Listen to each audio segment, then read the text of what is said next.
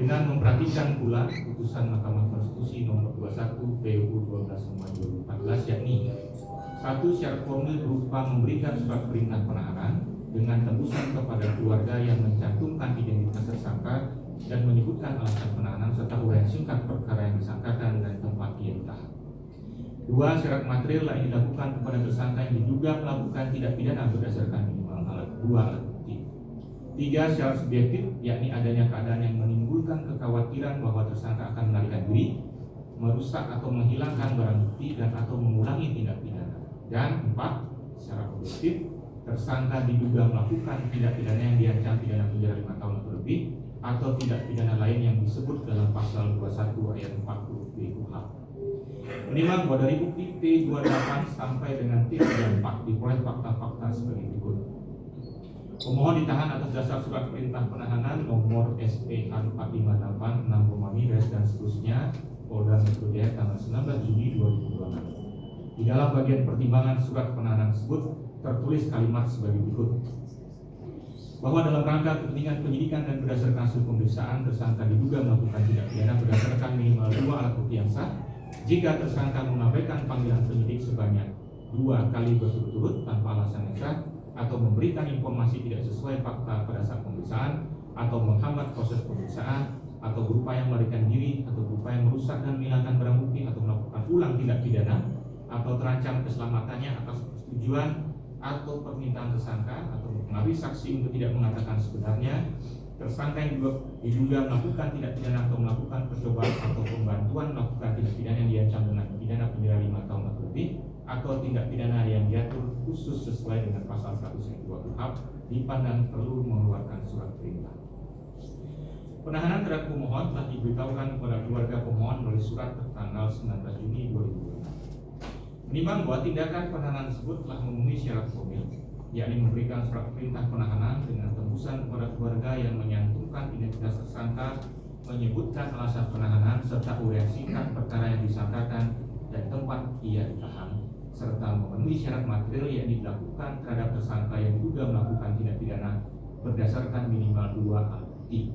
Selain itu, syarat objektif juga telah terpenuhi karena ancaman pidana dari salah satu ketentuan pidana yang disangkakan, yakni pasal 32 ayat 1 junto pasal 48 ayat 1 Undang-Undang 14 tahun 2008 tentang informasi dan transaksi elektronik adalah pidana penjara paling lama 8 tahun dan atau pidana denda paling banyak 2 miliar rupiah. Menimbang bahwa terlepas dari uraian pertimbangan alasan subjektif, terlepas dari uraian pertimbangan alasan subjektif termohon dalam surat perintah penahanan yang menggunakan pasal 100 ayat 2 Undang-Undang Nomor 20 Tahun 2025 tentang Kitab Undang-Undang Hukum Acara Pidana, hakim akan tetap konsisten menggunakan ketentuan hukum acara yang lama sebagai dasar pengujian, yakni pasal 21 ayat 1 Undang-Undang Nomor 8 Tahun 1981 tentang Hukum Acara Pidana yang berbunyi: perintah penahanan atau penahanan lanjutan dilakukan terhadap seorang tersangka atau terdakwa yang diduga keras melakukan tindak pidana berdasarkan bukti yang cukup dalam hal adanya keadaan yang menimbulkan kekhawatiran bahwa tersangka atau terdakwa akan melarikan diri, merusak atau menghilangkan barang bukti dan atau mengulangi tindak pidana. Menimbang bahwa dari uraian posita permohonan pemohon yang tidak dibantah oleh termohon, yang bersesuaian pula dengan keterangan saksi-saksi yang dihadirkan pemohon di persidangan, yakni saksi Aida Xenia Sibuan dan Krisanti Usmono, diperoleh fakta bahwa pemohon telah memenuhi syarat yang ditetapkan oleh termohon agar selama proses penyidikan termohon tidak melakukan penahanan terhadap diri termohon. Ulangi, agar termohon tidak melakukan agar selama proses penyidikan termohon tidak melakukan penahanan terhadap diri termohon.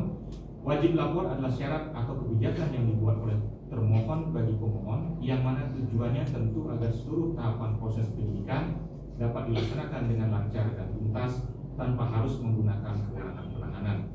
Hal ini terbukti sejak pemohon ditetapkan sebagai tersangka di tanggal 7 November 2025 hingga tanggal 18 Juni 2026. Termohon tidak pernah menerbitkan surat perintah penahanan. Dalam situasi seperti itu, seharusnya pemohon dihadapkan pada logika kepastian bahwa selama pemohon tidak melanggar syarat yang ditetapkan oleh pemohon, maka pemohon tidak perlu ditahan. Sebaliknya, jika pemohon melanggar syarat yang ditetapkan tersebut, maka saat itulah ia perlu ditahan. Menimbang bahwa berdasarkan pertimbangan hukum di atas, hakim berpendapat tindakan penahanan yang dilakukan oleh pemohon terhadap pemohon tidak memenuhi syarat subjektif sehingga sudah sepatutnya dinyatakan tidak sah. Menimbang bahwa hakim perlu menekankan bahwa kepastian hukum tidak hanya lahir dari rumusan norma yang jelas dan tidak multitafsir, melainkan juga lahir dari pelaksanaan kewenangan yang memiliki landasan kuat dan konsekuen. Kesewenang-wenangan dalam melaksanakan upaya paksa akan melahirkan ketidakpastian hukum yang pada akhirnya akan menimbulkan ketidakpercayaan masyarakat tidak hanya kepada aparatur penegak hukum, namun juga kepada hukum itu sendiri. Ini adalah kondisi yang berbahaya bagi negara. Oleh karena itu, aparatur penegak hukum harus memastikan segala tindakannya dalam melaksanakan kewenangan yang diberikan undang-undang, khususnya dalam upaya paksa, harus berdasarkan hukum dan urgensi yang dapat dipertanggungjawabkan. Menimbang bahwa oleh karena tindakan termohon yang dinyatakan tidak sah hanya terkait penggeledahan, penangkapan dan penahanan, maka tidak serta-merta seluruh berkas penyidikan menjadi tidak sah. Dengan demikian, permohonan pemohon agar menyatakan berkas penyidikan yang akan atau telah dilimpahkan termohon kepada termohon adalah tidak sah dan melawan hukum sudah sepatutnya ditolak. Menimbang bahwa oleh karena saat ini pemohon tidak berada dalam tahanan, maka permohonan agar memerintahkan pemohon dibebaskan dari rumah tahanan Tahtimah Polda Metro Jaya sudah tidak relevan lagi sehingga sudah sepatutnya ditolak. Menimbang bahwa objek yang diperiksa oleh pengadilan negeri dalam pra-peradilan adalah mengenai sah atau tidaknya pelaksanaan upaya paksa, yang salah satunya penahanan, bukan untuk memerintahkan agar penuntut umum tidak melakukan penahanan. Keputusan turut termohon yang tidak melakukan penahanan terhadap pemohon sepenuhnya adalah kewenangan turut termohon dengan didasari pertimbangan yang telah diuraikan dalam jawabannya. Dengan demikian, permohonan agar pengadilan memerintahkan turut termohon tidak menerbitkan surat perintah penahanan terhadap pemohon bukanlah kewenangan pra-peradilan sehingga sudah sepatutnya ditolak. Mengenai permohonan agar pengadilan memulihkan harkat, martabat dan nama baik pemohon seperti keadaan semula, hakim mempertimbangkan sebagai berikut.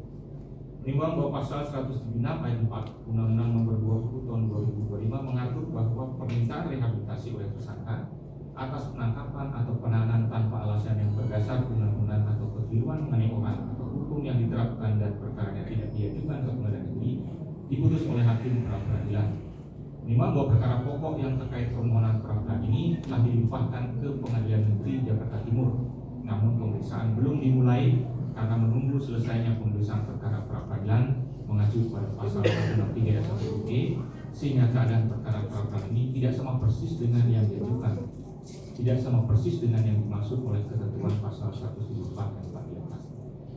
Menimbang bahwa pasal 177 ayat 2 Undang-Undang Nomor 20 Tahun 2025 menyatakan bahwa ketentuan lebih lanjut mengenai rehabilitasi sebagaimana dimaksud dalam pasal 176 diatur dalam peraturan pemerintah.